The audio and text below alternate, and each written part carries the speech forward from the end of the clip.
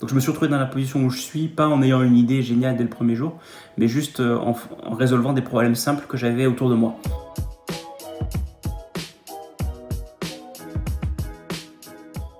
Je m'appelle Mathieu Nebra, je suis cofondateur d'Open Classrooms. Alors Open Classrooms, c'est une entreprise un peu particulière, c'est une entreprise à mission. Notre mission, c'est de rendre l'éducation accessible. Ça, c'est écrit dans les statuts de l'entreprise et ça nous lie en fait vis-à-vis de l'ensemble des investisseurs. Tout le monde a signé ça, même les investisseurs qui ont mis 60 millions de dollars il y a quelques années dans l'entreprise. Ça dit en fait que l'entreprise ne saurait avoir comme seul objectif de gagner de l'argent.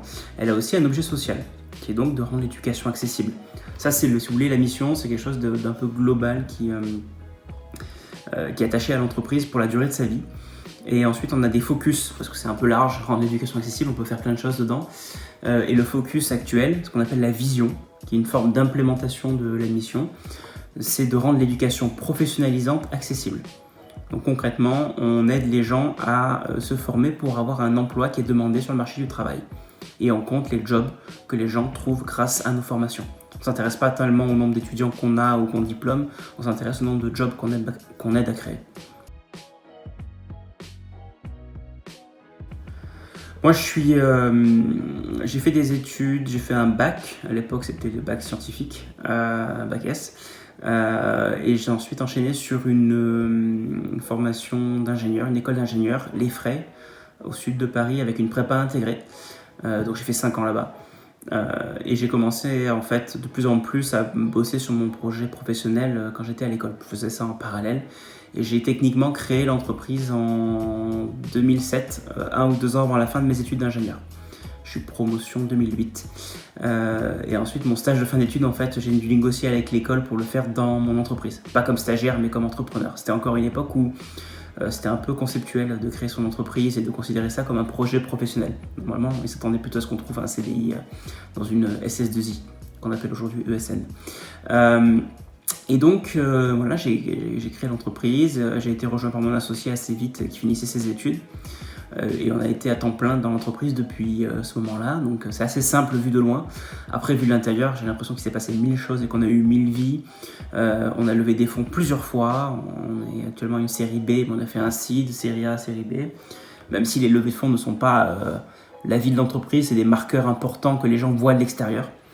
La dernière levée de fonds étant la plus importante, une levée de fonds de 60 millions de dollars, dirigée par un des plus gros fonds de capital risque et les plus renommés au monde, qui s'appelle General Atlantic. Effectivement, c'est un peu particulier mon histoire, mais mon premier site, c'est mon premier projet, c'est aussi mon premier projet professionnel, et c'est toujours le seul. C'est quelque chose donc, que j'ai lancé en 1999 parce que j'étais étudiant 4e à l'époque et je voulais apprendre à créer des sites web. Sauf qu'en 99, tu vas pas sur internet parce que tu as un modem 56K qui bloque internet, donc c'est pas possible. Du coup, j'ai décidé que j'allais en librairie pour trouver un bouquin pour débutants. Et c'est là que j'étais un peu déçu. Parce que je me suis retrouvé face à des bouquins pour professionnels qui en gros ne me parlaient pas pour moi qui étais un jeune débutant. Je me suis retrouvé face à un choix cornélien, il n'y avait que des bouquins pour professionnels. Je me suis quand même fait offrir un de ces bouquins pour Noël. J'ai appris quand même avec un de ces bouquins tant bien que mal, mais je ne les trouvais pas très bien expliqués, voire même exprès trop compliqués. Et donc je me suis mis à le réécrire de la façon dont j'aurais aimé l'apprendre. Et je me suis mis à faire mon premier site web pour pratiquer la création de site web en faisant un cours sur la création de site web. C'est un peu méta. Je suis devenu aussi schizophrène parce que je me suis expliqué à mon moi d'il y a 3 ou 4 mois, voilà Mathieu, ce qu'il faut que tu apprennes, etc. Donc j'ai essayé de faire un exercice pour mettre dans la peau du débutant. Et voilà c'est comme ça que ça a démarré. Comment j'ai su que c'était ça que je voulais faire dans la vie? Non, j'ai jamais décidé que c'était ça que je voulais faire dans la vie. J'étais beaucoup plus simple. Plutôt que de faire des plans sur la comète en mode je vais faire ça de ma vie, je vais devenir entrepreneur, parce que ça n'a jamais été mon objectif dans la vie. J'avais plutôt envie de faire des choses simples à court terme, du genre aider des amis. Et en fait, le site web que j'ai lancé, le site du zéro à la base, c'était juste pour aider 2-3 amis autour de moi en me disant ça sera déjà utile pour eux, peut-être ça pourra servir à d'autres. Et ensuite, de façon très petit à petit, incrémentelle, je me suis mis à le développer un peu plus et à aider de plus en plus de monde. Donc je me suis retrouvé dans la position où je suis, pas en ayant une idée géniale dès le premier jour, mais juste en résolvant des problèmes simples que j'avais autour de moi. C'est vraiment, je pense, la clé, c'est prenez les frustrations que vous avez, prenez les problèmes simples que vous rencontrez et n'essayez pas de monter des business plans théoriques tels qu'on pourrait les apprendre de façon théorique à l'école, mais plutôt vraiment résolver des problèmes, soit qui vous ont affecté personnellement, soit qui ont affecté vos proches. Donc vous avez vraiment un lien empathique et émotionnel avec ce problème. C'est vraiment important, je trouve. On peut tout à fait faire des boîtes autrement, mais pour moi, c'est la clé.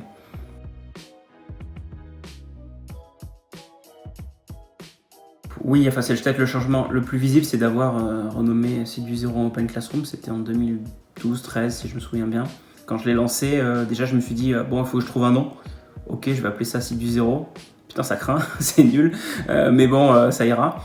Mais il faudra, je pense, à le changer. Résultat des courses, ça m'a pris bien 13-14 ans pour le changer. Après, les gens ont connu le site comme ça, donc il y a un lien émotionnel très fort, et c'est pour ça que tout le monde me pose la question et me demande où est Zozor et tout ça. Bref, il y a toute une histoire derrière, ce qui est cool. Mais en fait, on avait besoin de changer le nom parce qu'on commençait à aller à l'international, et on voulait pas avoir plusieurs noms de sites. Et évidemment, Seed2Zero, ça marche pas à l'international. Et surtout, on voulait commencer à délivrer des diplômes, et même si j'aime beaucoup le terme de Seed2Zero, je n'arrivais pas à l'imaginer sur un diplôme. Voilà, et puis il y avait aussi besoin d'un nom qui fasse plutôt référence à l'éducation en général. Donc si vous voulez un peu combiner tout ça, ça nous a amené à renommer assez vite finalement Seed2Zero en Open Classrooms.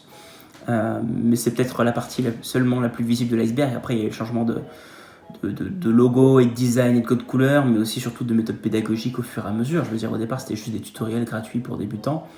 Au final, c'est devenu des centaines de cours gratuits, mais au lieu que ce soit toute une communauté qui le développe, en fait, c'est des ingénieurs pédagogiques avec des gens du secteur. Du coup, avant, on se rémunérait par la pub, tant bien que mal, et par les livres papier. Après, parce qu'on a été maison d'édition. Et après, on a changé le modèle petit à petit. On a fait un modèle d'abonnement, mais un modèle d'abonnement, on voulait pas que les gens paient pour les cours. Donc, on a dû inventer des nouveaux trucs. Ça a été les certificats de cours, qui finalement sont devenus les diplômes. Et c'est devenu des parcours avec des projets à réaliser, avec un mentor qui est un expert du secteur qui t'aide toutes les semaines par visioconférence. Vous voyez, c'est plein de briques, c'est plein de Lego qu'on a additionné au fur et à mesure pour en arriver au modèle où on est aujourd'hui. Alors la croissance d'Open Classroom, c'est un truc continu si tu veux. J'ai l'impression que c'est pas arrivé du jour au lendemain, ça a été toutes les années, c'était des années folles en fait. Pour être clair, j'ai l'impression qu'en une année, j'ai appris 10 ans d'expérience en temps normal. L'entrepreneuriat, c'est l'apprentissage accéléré en fait. Donc c'est à la fois excellent parce qu'on apprend énormément, mais à la fois beaucoup plus fatigant parce que ça demande plus d'énergie.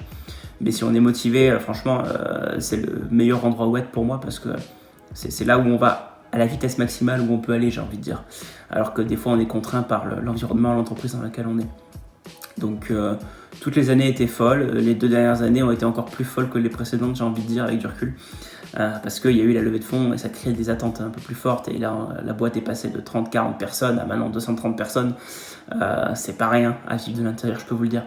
Ouais, je sais pas, c'est un peu fou, c'est les montagnes russes. Quand on réussit, on a l'impression d'être le roi du monde. Quand on échoue, et ça peut être juste le lendemain d'ailleurs, on a l'impression d'être le dernier des nuls et tout le monde nous l'a dit.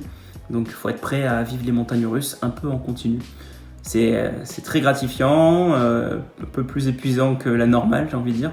Voilà, on n'a rien sans rien. Wow.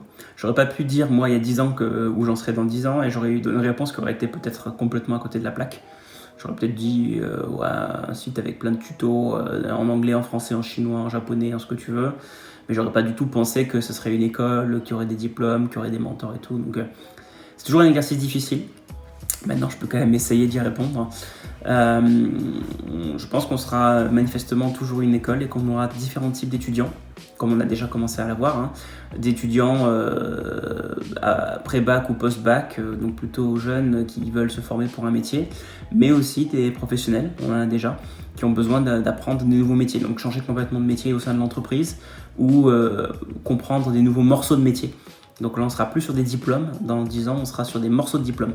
pourra toujours avoir des licences et des masters sur Open Classrooms, mais je pense qu'on achètera plus souvent des tiers ou des quarts de diplôme, parce que ce sera des briques un peu plus faciles à avaler, notamment quand on est en entreprise.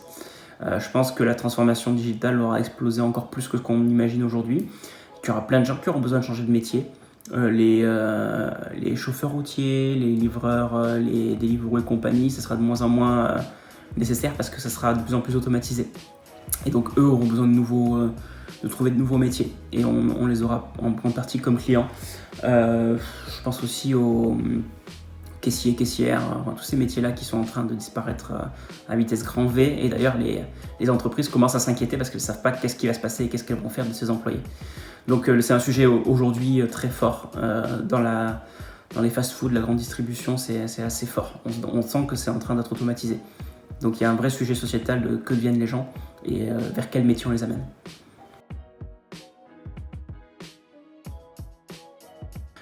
C'est un sujet assez vaste en fait, mais on a tendance à penser trop vite des choses trop compliquées alors que des fois on a besoin de régler les problèmes simples.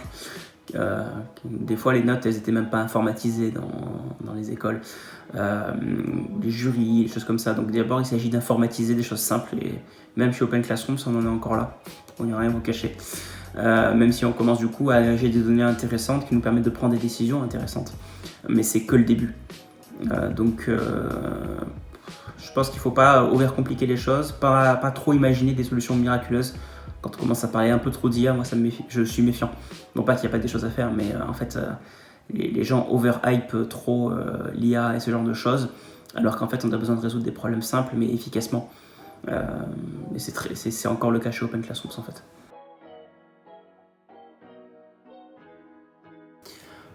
Les défis, ils sont tout de suite dans le milieu de l'éducation. On a plein de gens qui sont en train d'arriver au chômage et je pense qu'on a vu que le début de ça avec le coronavirus. On est dans la pire crise depuis les années 30. Enfin, je veux pas déprimer tout l'auditoire, mais on est quand même dans un moment exceptionnel. Et donc du coup, on a plein de gens effectivement qui se retrouvent sans job. Ça crée des problèmes sociétaux assez importants qui peuvent amener à des situations assez problématiques, y compris pour la démocratie. Quand les gens sont en colère et dans la rue, c'est jamais le signe que les choses vont bien. Et donc le sujet pour la France aujourd'hui, et je pense qu'ils l'ont plutôt bien compris, c'est que il faut former ces gens-là. Il faut les former et les amener vers des nouveaux boulots d'avenir. Donc ça c'est un challenge, mais c'est un challenge comme je vous le disais pour même dans 10 ans. Donc c'est juste les transformations des jobs pour les gens qui vont plus avoir d'emploi bientôt, mais aussi pour les gens qui ont un emploi aujourd'hui et qui va changer dans 5 ans, 10 ans. Vous pouvez être dans une école de commerce, si vous gardez vos acquis sur le marketing digital de la sortie de votre école, dans 5 ans ou 10 ans, même dans 2 ans, je peux être sûr que c'est mort, quoi. Ça marche plus. Donc c'est un apprentissage continu et je pense que les enjeux sociétaux, c'est juste d'accepter qu'on n'est plus sur le diplôme que tu as à 22, 23 ans, que tu utilises toute ta vie dans une seule et même boîte. On est sur peut-être un diplôme au début, mais surtout plein de micro-diplômes tous les 5 ou 10 ans, toute la vie. Et l'apprentissage en continue toute la vie parce que juste on n'a pas le choix en fait, il faut tenir le rythme face à l'évolution de nos métiers. C'est un fait. Si tu veux, j'apprends parce que je fais les choses que j'ai besoin de faire. Là, par exemple, en ce moment, je me suis dit, ok, il faut qu'on fasse des papiers de recherche en éducation parce qu'on a toute la matière pour le faire et qu'on peut prendre une voie assez intéressante dans le domaine. Mais j'ai jamais fait de papier de recherche en éducation, je connais rien à la recherche. Quand je vois les gens qui font des papiers de recherche dans l'éducation ou dans d'autres domaines, je trouve ça super compliqué et je me sens un peu nul, tu vois. Donc, j'apprends, je lis, je demande des conseils autour de moi et je suis des cours sur Open Classrooms aussi pour plein de sujets. Sur l'innovation notamment, on a une formation en partenariat avec Stanford. Et jusqu'à la fin de l'année, je vais faire un bout de cette formation avec Stanford. C'est prévu dans mes objectifs. Tous les gens ont des objectifs et utilisent des cours Open Classrooms ou autres d'ailleurs. Mais je le sacralise le temps en fait de la formation dans ma semaine, de l'ordre de 15-20% maxi, mais quand même pas rien, c'est déjà beaucoup. Et en vrai, une grosse partie de la formation que je vis se fait juste naturellement parce que j'ai besoin d'apprendre pour le métier que je fais. Surtout quand on est entrepreneur, la formation, c'est juste l'entrepreneuriat en fait. Le mot de la fin pour motiver les futurs entrepreneurs français, c'est le conseil que j'ai pu donner avant, c'est-à-dire partez d'un problème que vous avez vécu ou qu'un de vos proches a vécu de près. Ne complexifiez pas les choses en fait. Les problèmes les plus simples sont les meilleurs. C'est pas parce que quelqu'un a déjà tenté de résoudre le problème que vous avez que ça y est c'est pris et que le marché est plein. Parce que des fois on s'inquiète quand on débute dans l'entrepreneuriat en mode quelqu'un va me piquer mon idée ou cette idée elle est déjà utilisée, mais en fait des fois vous prenez une idée simple qui a déjà été tentée d'être résolue par d'autres mais vous pouvez l'exécuter mieux, et ben ça fait toute la différence. Donc il y a 1 million de choses à faire, réfléchissez pas trop et lancez-vous surtout parce que c'est comme ça que vous apprendrez.